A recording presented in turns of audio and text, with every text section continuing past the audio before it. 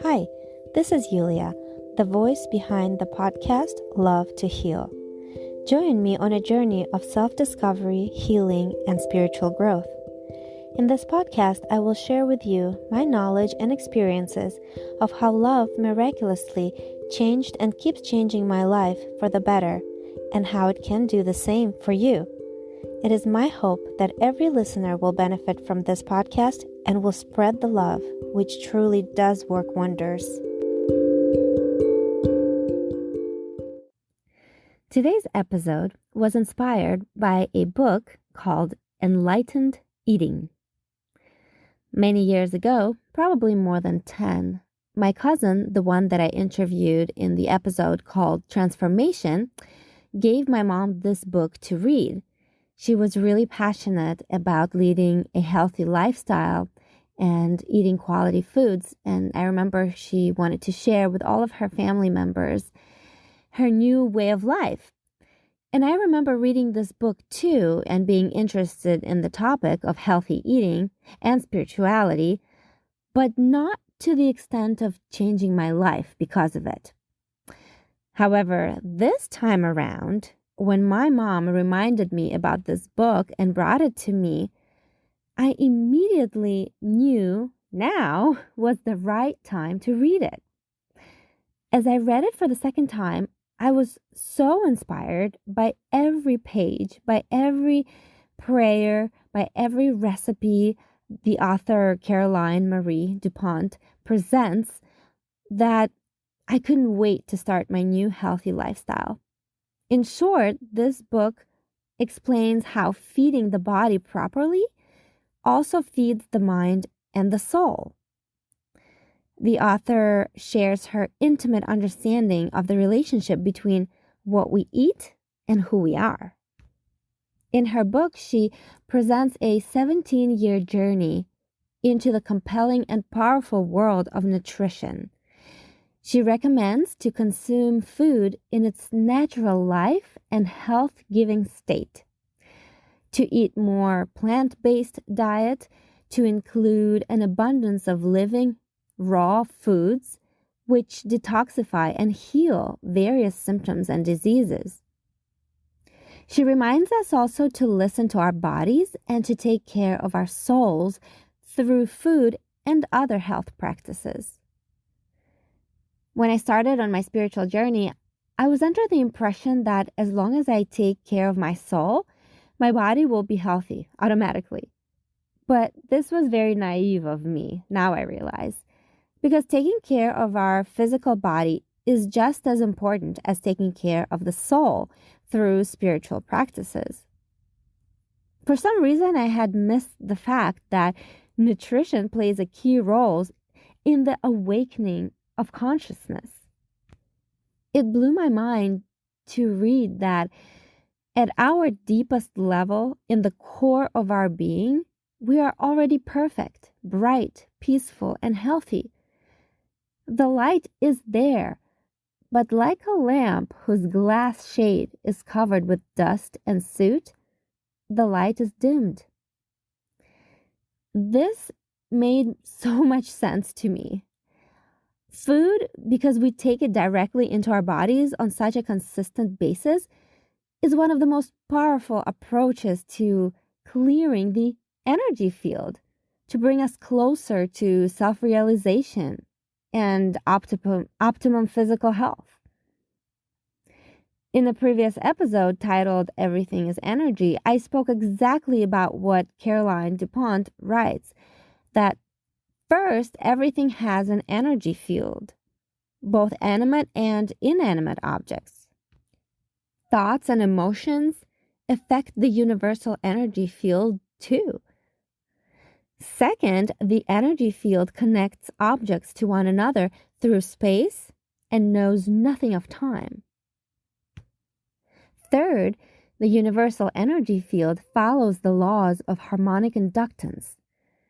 Harmonic inductance is what happens when you strike a tuning fork and its vibration will start another silent fork resonating.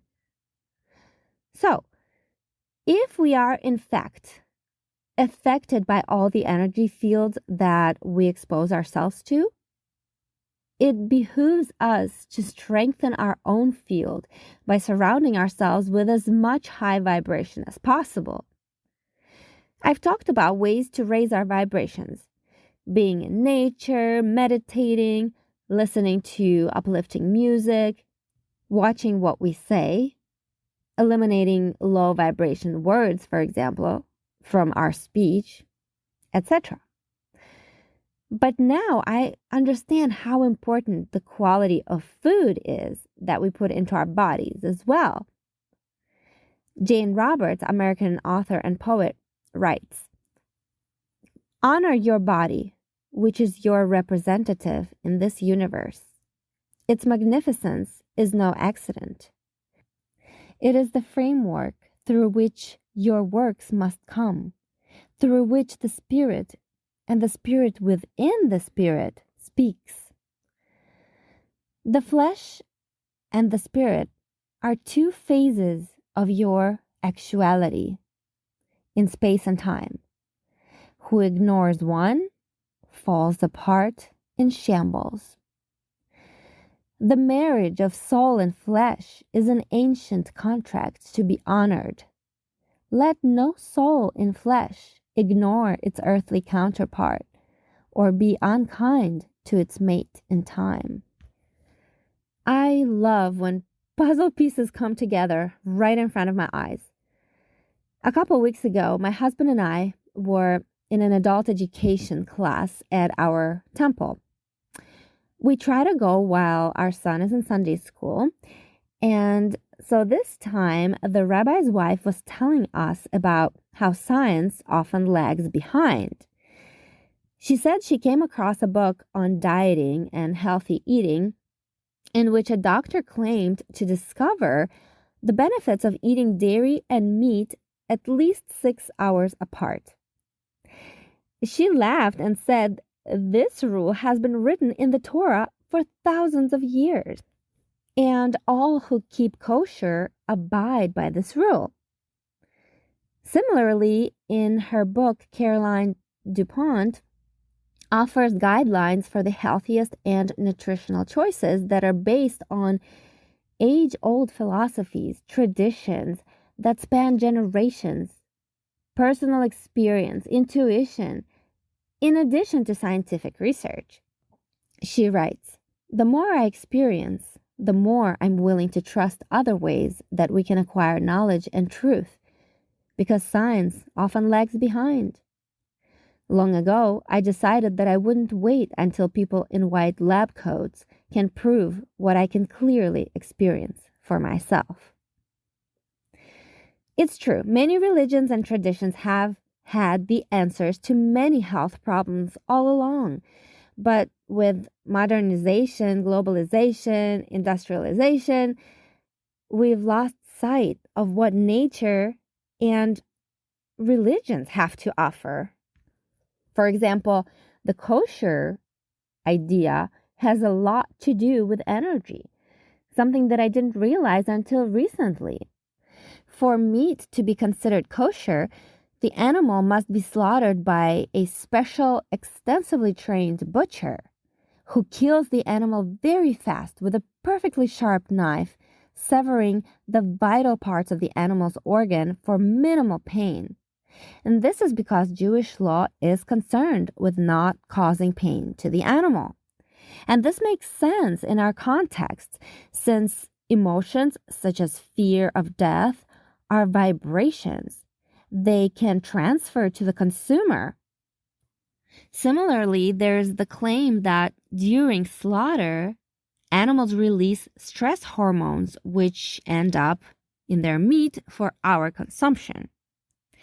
In the book Enlightened Eating, Caroline Dupont explains that very little, if any, attention is given to the fact that animals are sensitive creatures with complex behavioral patterns and are capable of suffering.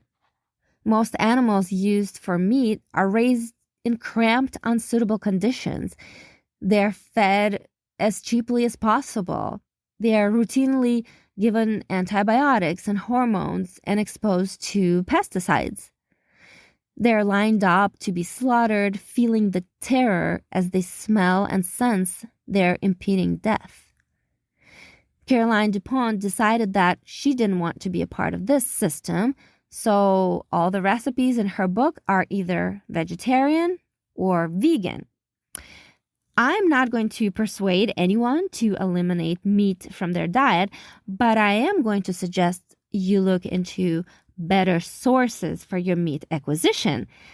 Where I live, for instance, in Ohio, we have many Amish farms where people can buy chickens, beef, turkey, and other meat and trust that the animals are treated kindly, that they're grass-fed and hormone-free. Our best bet, honestly, is to find a local small farm that we trust. But also to keep in mind that we don't need to eat meat daily or even several times a day like some people do. My husband and I decided to eat meat a maximum of 2 times per week, usually even less. We prefer fish, but lately we've been eating and preparing vegetarian meals throughout the week, leaving fish and meat for weekends and celebrations. For example, in the Russian tradition, meat is a must when family gets together for birthdays and other occasions. And so we find it hard to say no to our parents that cooked the meal with so much love. And so we do allow ourselves to eat meat. So for us, we found a good middle ground that allows us to eat meat and fish on occasion, but also to increase our vegetable and fruit intake while eliminating as much processed food as possible, which is also very important. Something else that I found interesting is that Jewish law prohibits the consumption of shellfish, shrimp, lobsters, oysters, and clams. And I never understood why.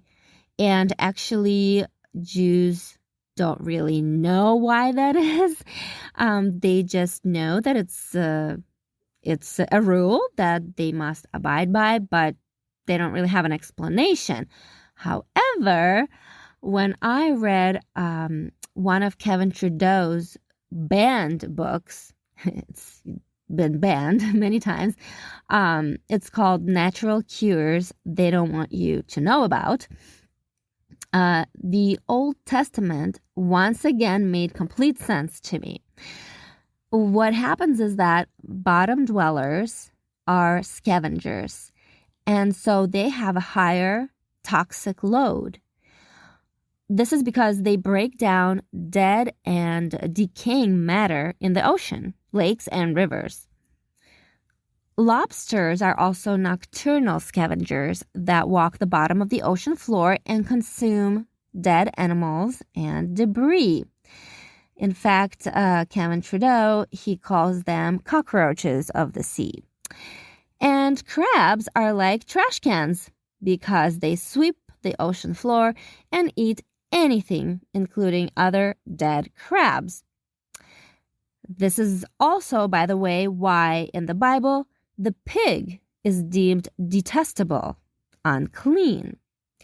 Kevin Trudeau also mentions several doctors that say with 100% certainty that when patients go off pork, they feel much better. They have more energy and symptoms start to disappear. Pigs, like shellfish, harbor many toxins and, according to studies, even a retrovirus. Pigs, they scavenge and eat anything in their path, including dead insects, rotting carcasses, rats, their own feces, garbage, and other pigs. So, knowing all this, why would you ever want to eat that which lives on garbage, crap, and dead animals? And another point that I wanted to add here is that another rule in kosher is not to mix milk and meat, right? Like I said, you're supposed to wait at least 6 hours to eat dairy after meat. And one scientific explanation is that milk provides a hospitable environment for bacteria on meat to multiply. Even though the Bible doesn't explain why we shouldn't eat the aforementioned seafood and pork, and why we shouldn't mix dairy and meat, it's still pretty obvious that God wants what's best for us, right? Scientifically, we are finding out why it's not wise to eat bottom dwellers, why it's not wise to eat animals that eat each other or eat their own feces, right? So perhaps the Bible, the Old Testament, already has all the answers for us. We just have to acknowledge this and make changes to our diet. Doesn't it sound so much better to eat whole, living foods that stand for life, energy, and health? If you don't feel ready just yet for a 180 in your diet, you can make use of some detoxing practices where you can take a break from toxic foods, let your body heal, and then go back to the old ways. Although that sounds awful. Why would you want to go back to the old ways and dirty what you cleaned up? But you always have the choice, of course. I think once you feel and see the difference in your health, you won't want to return to eating unhealthy ever. By the way, fasting is another great way to detox, to achieve mental clarity, and to grow spiritually. I mentioned in a previous episode that I fast from time to time, about 3 times per year, I would say. I started fasting on the holiest of holidays in Judaism, Yom Kippur. This happened last year.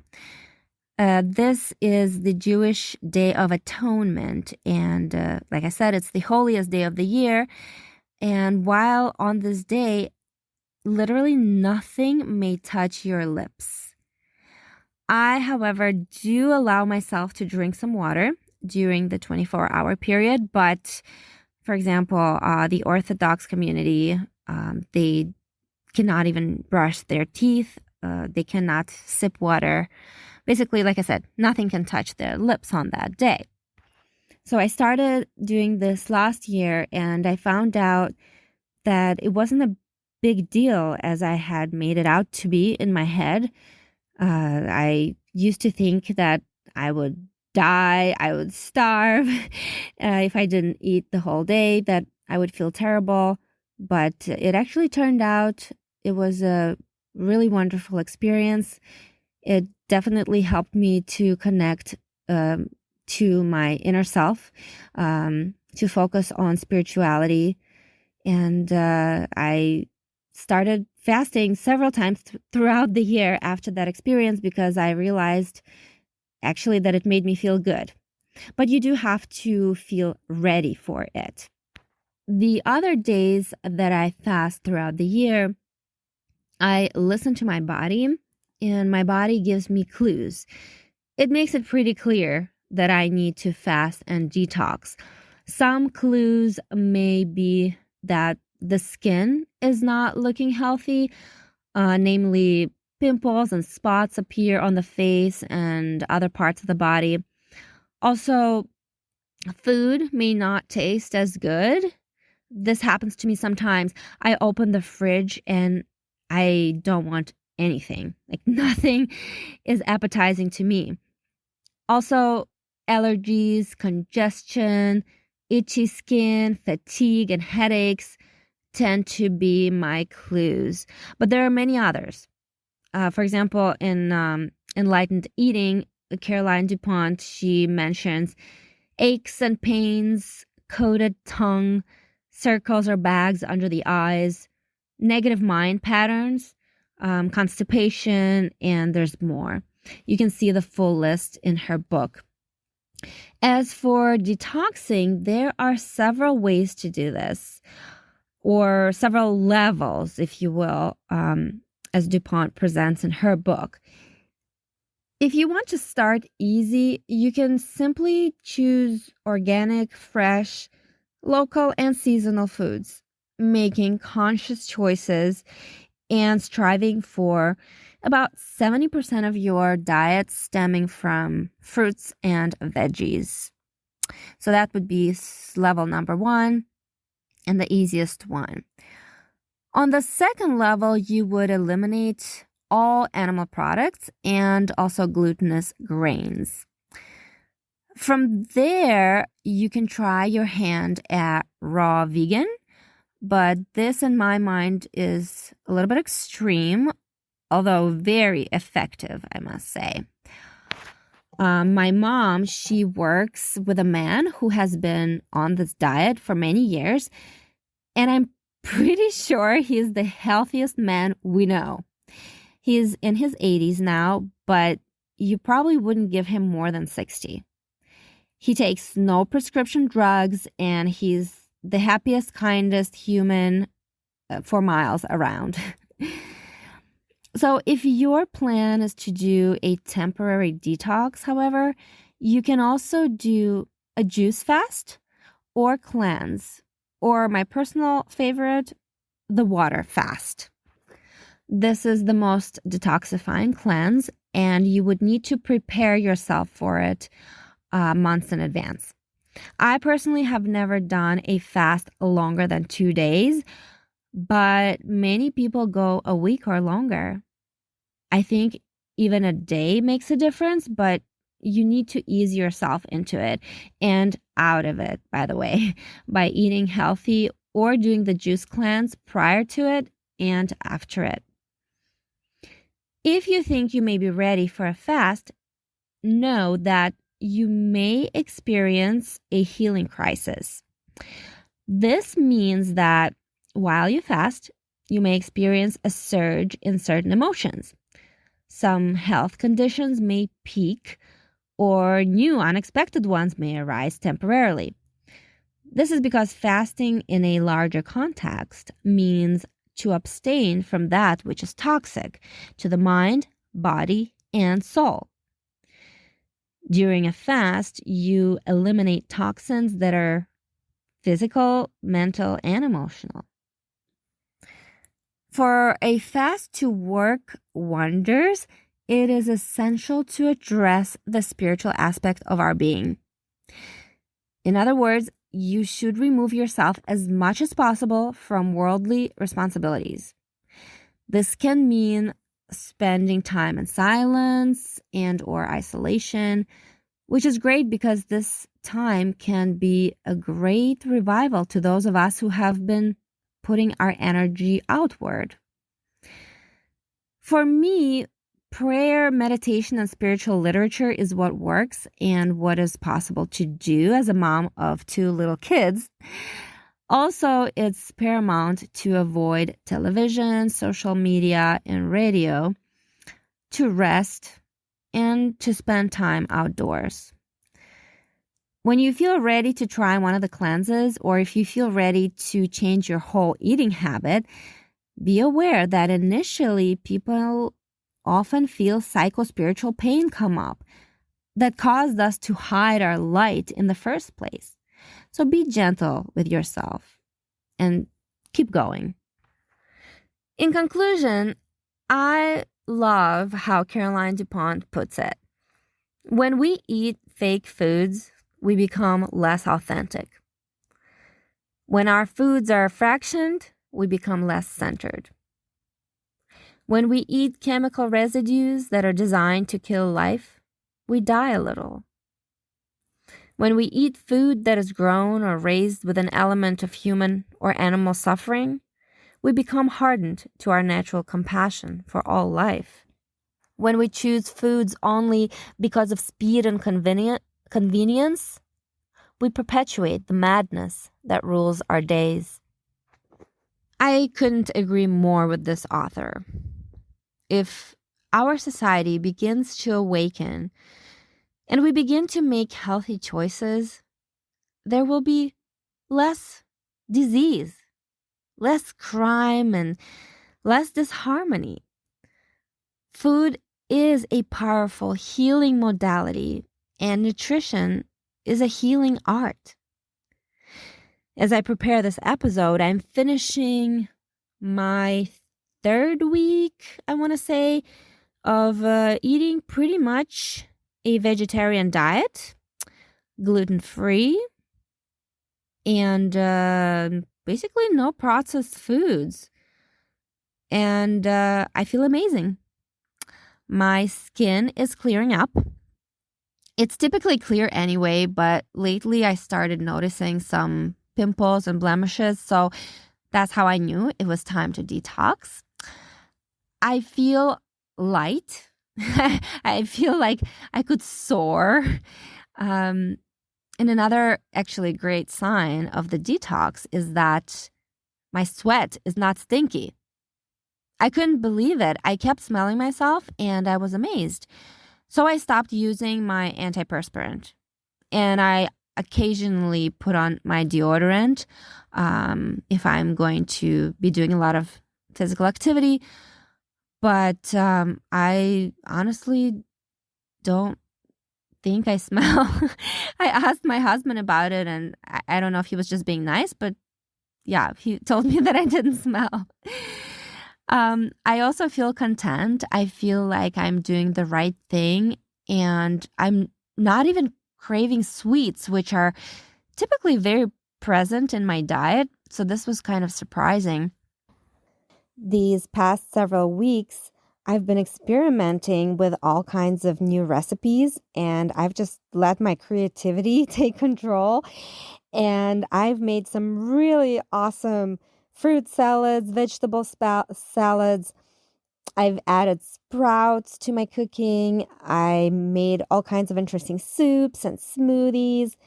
And I've just been having a really fun time experimenting with foods I don't normally put together or even buy. For example, I made a mushroom pate and I experimented with seeds and nuts, adding them to my fruit salads and my pesto.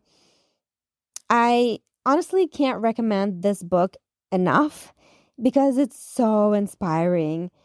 And the idea of conscious eating in general, it's just a must for people going through spiritual growth and spiritual awakening. And something that I didn't mention that is also a big part of this book is prayer. Prayer before meals, sitting down to eat meals together, turning off the television, turning off the phone, setting the table in a beautiful way. All these things really help us to slow down, to appreciate what is in front of us, to appreciate the food, to show gratitude to Mother Earth and, of course, to our Creator for providing this food for us. I have another episode in my podcast on the topic of prayer and the power of words and the power of prayer before eating, for example. So definitely check that out if you haven't already.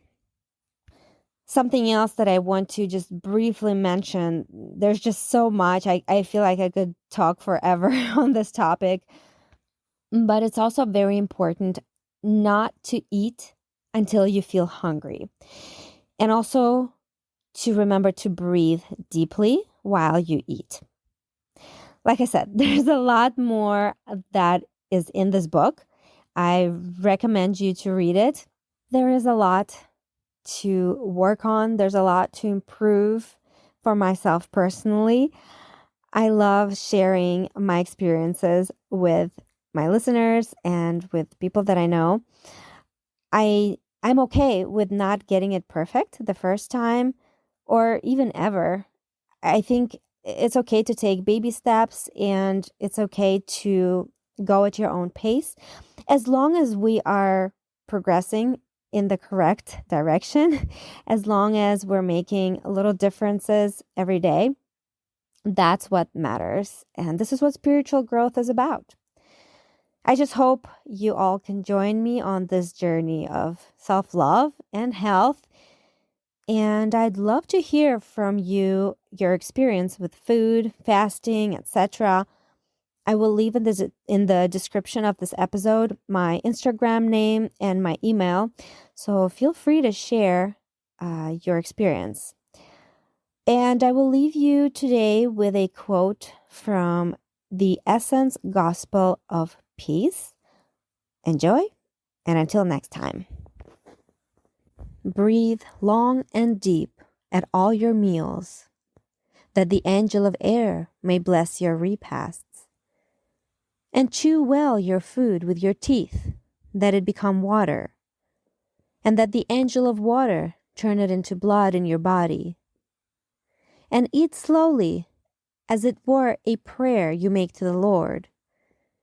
And enter only into the Lord's sanctuary when you feel in yourselves the call of his angels. For all that you eat in sorrow, or in anger, or without desire, becomes a poison in your body. And never sit at the table of God before he calls you by the angel of appetite.